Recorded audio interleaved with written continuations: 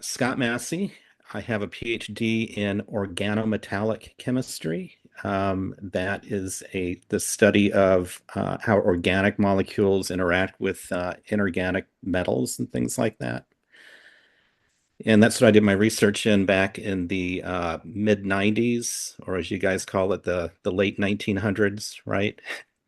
So I have several publications under my belt with respect to that research and some other research that I've done recently. But mainly, I'm a chemistry instructor at Paradise Valley Community College. Could you please explain the research that you've done in the past in simple terms, something that someone with a high school level of knowledge could understand?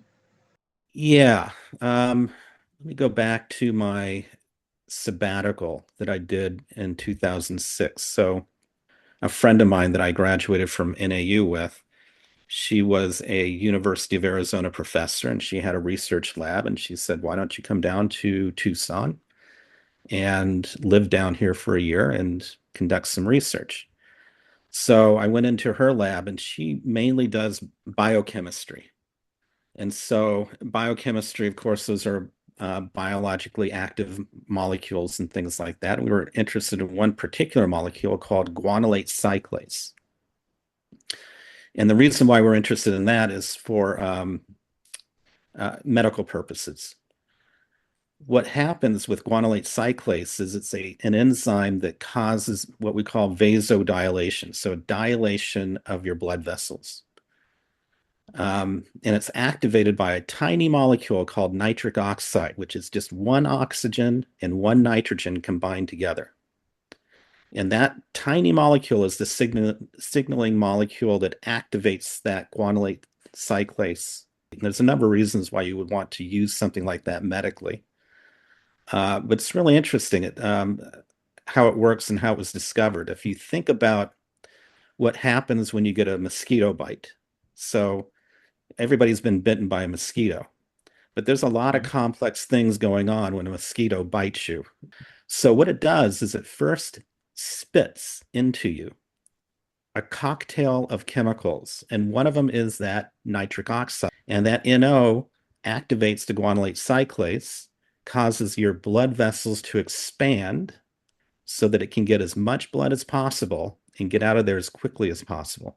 But if you think about it, that is a medically relevant thing to be able to find a drug that would be able to provide nitric oxide or something like that to cause your veins or your blood vessels to dilate, because those sorts of things can help prevent, if you're having a heart attack, it can save your life. Watching how that tiny molecule can activate this enormous protein and cause these physiological changes to occur in your body. How could this research benefit people in the future? Well, like I mentioned, we were looking into different types of things, not just NO, well, not just nitric oxide, but other small molecules that can Mhm. activate that guanylate cyclase. So Okay. if we could find something like that and then engineer it into a drug, help victims of heart attacks. Once you have a heart Okay. attack, your heart does not recover very easily from that. Okay, so if you have a heart attack, your heart's now permanently damaged in some way. And we wanted to create a drug that would minimize that damage. In other words, help the heart recover much more quickly. So that's kind of what we were looking for was, making a drug or synthesizing some sort of a drug that can assist with people having medical emergencies like that. Well, thank you very much for taking the time to do this interview and share your experiences about chemistry. Sure, no worries. All right. Hope you get an A. Yeah.